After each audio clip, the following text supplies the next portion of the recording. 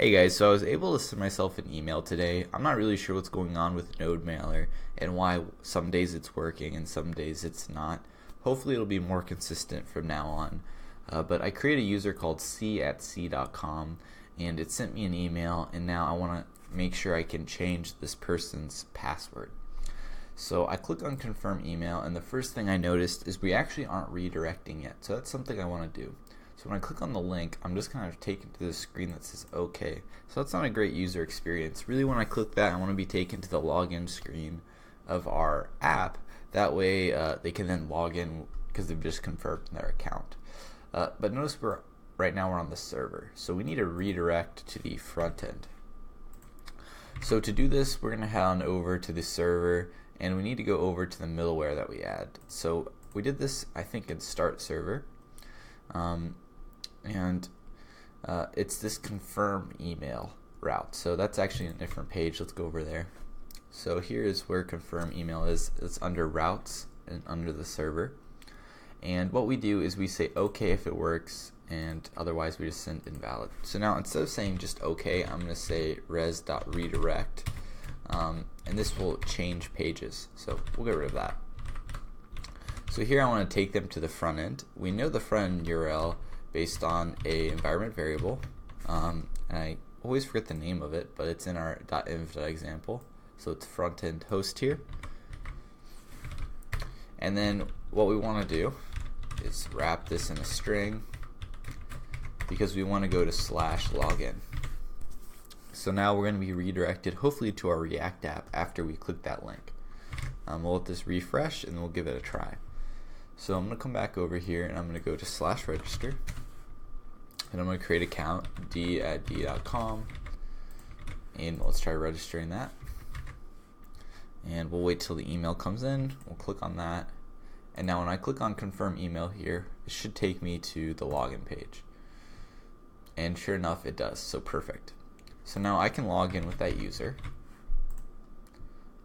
Cool, was able to log in okay. So now I want to try out forgot password. So I'm going to go back, click on forgot password.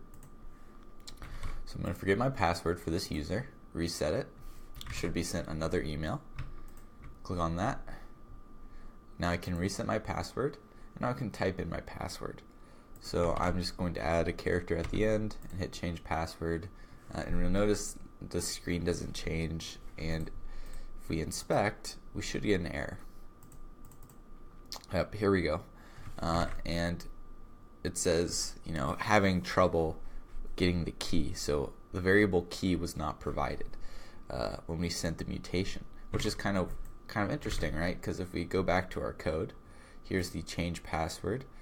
In our view over here was actually when we're calling it. So we're calling submit, and we're passing the key in as a prop, right? So why is it not able to find the key?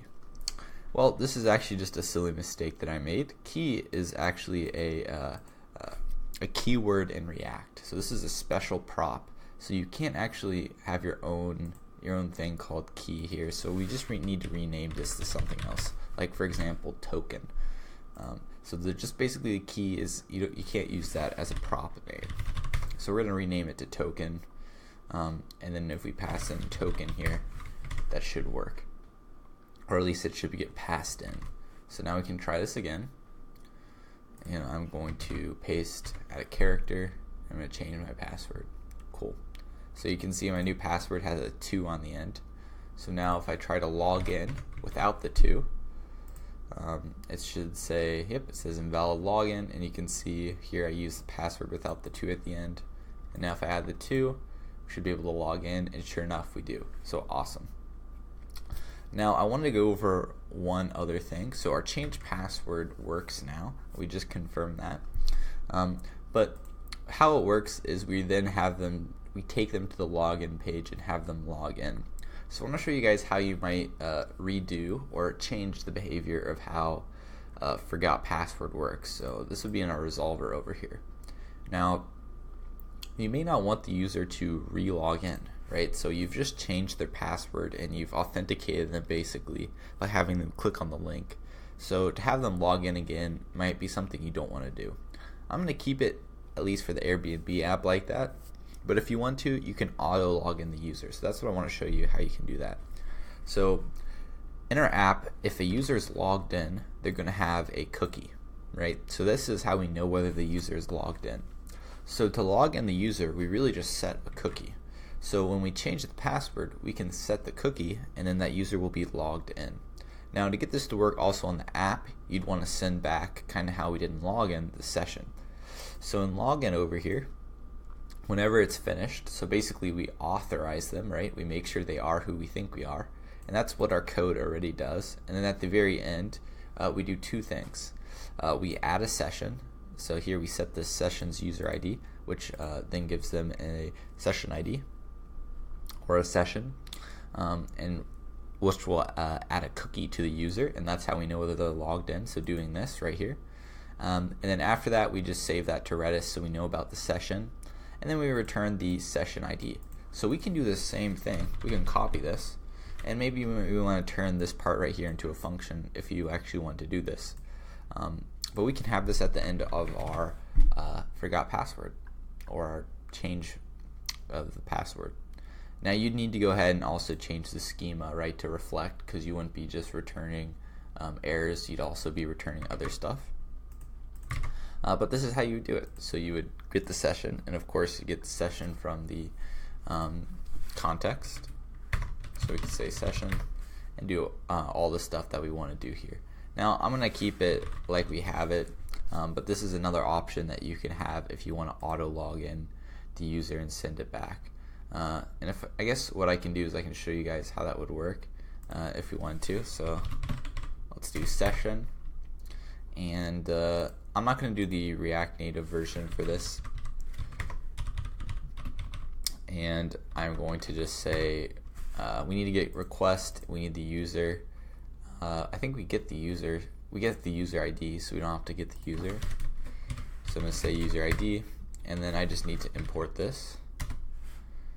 And I'm going to say user ID here, and now I just get the request, and the request is also from the context. Oops, I went up too far. Alright, so now at the end we're going to add the session, add to the thing. So now I need to create another user so I can forget his password, or I can just, I think I have like Tom or Sal or something I can use. So let's go over to that. So I'm going to say Sal at sal.com. Let's reset him. Oh, I was going to get the email link. There we go. And we'll click on this. And now I'm going to inspect, and I'm going to clear the cookie. Alright, so basically I'm not authorized. So now I'm going to pick some random password. We'll change it. And now we're logged in. You can see we had a cookie was added. So the user wouldn't have to log in. You could redirect them right to the home page if you wanted to. So that's how that would work if you want to set up your application to do that.